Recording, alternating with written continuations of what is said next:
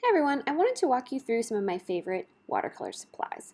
I want to talk about paper first. I really like to use a watercolor block. My favorite type is Arches. It's 140 pounds and it's 100% cotton.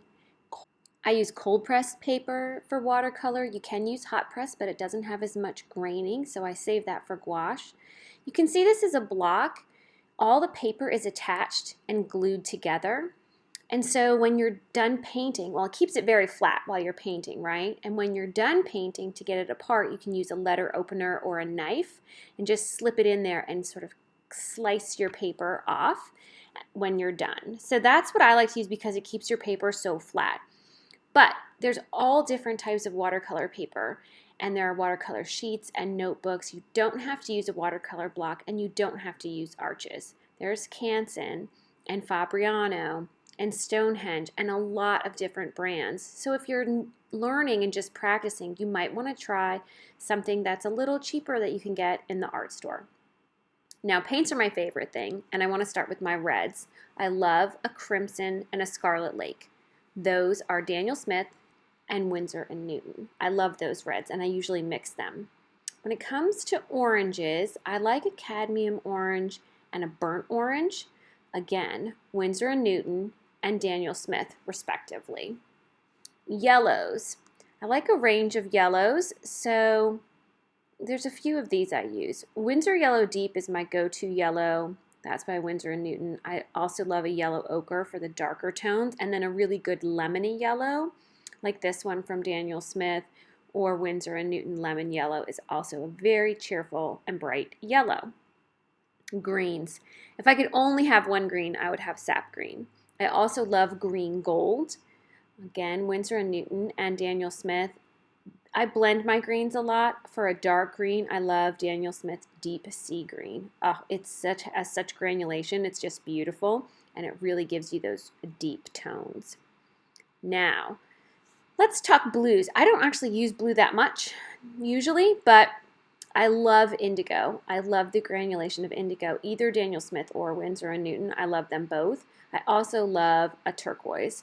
So cobalt turquoise is one of my favorites. It's a lighter blue. There's so many beautiful shades of blue. I would just encourage you to experiment with different ones. I don't use purple very much either, but here are a couple of violets that I like from Winsor & Newton. Again, I feel like purple you have to play around with. I love a magenta, actually. So there's a permanent magenta from Winsor & Newton. That's really beautiful, and I would mix that even with reds sometimes. All right, pinks. I love a rose madder and a permanent rose. These are just my go-to. They're very rich pinks. I like them. Opera rose is really pretty as well. But those would be my two pinks I would think of first, I think. And then finally we have some browns, a burnt sienna, maybe a raw sienna, but my favorite is sepia. It gives a really nice dark brown. And finally, I like a couple different blacks. I like a lamp black, and from Winsor & Newton, I like ivory black. And when I use white, I don't actually use white watercolor. I use white gouache. This is Winsor & Newton's designer white gouache. So there's your whole rainbow of paints that I love. But I would suggest try a lot of different brands and see what you like. Let's talk brushes. These are by the Pigeon Letters. You can find them online. There's a lot of really great brushes out there. I use synthetic brushes, not real animal hair. I like to get different sizes. I always use a round brush pretty much. That's a 6. I like to have a big fat brush for doing big leaves. That's a 16. Then you'll want like a small brush for details. That's a size 2. And those are all round brushes. Princeton art brushes are really wonderful.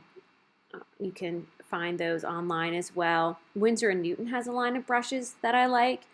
You just want to find one that holds water the way you want it to and has a nice tip for the finer things. I like to use ink sometimes with my watercolor as well. Here's just a couple different pens I like. This is a Uniball Sigmo that's white. And then there's Pigeon Letters and Micron pens in black and various size tips.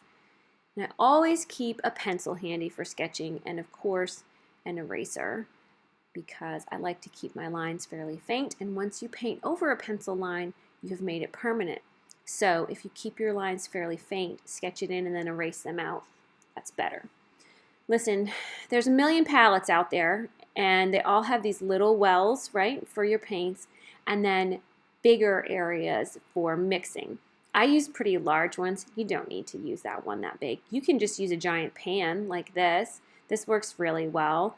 You can mix everything all together. I rarely ever clean mine out.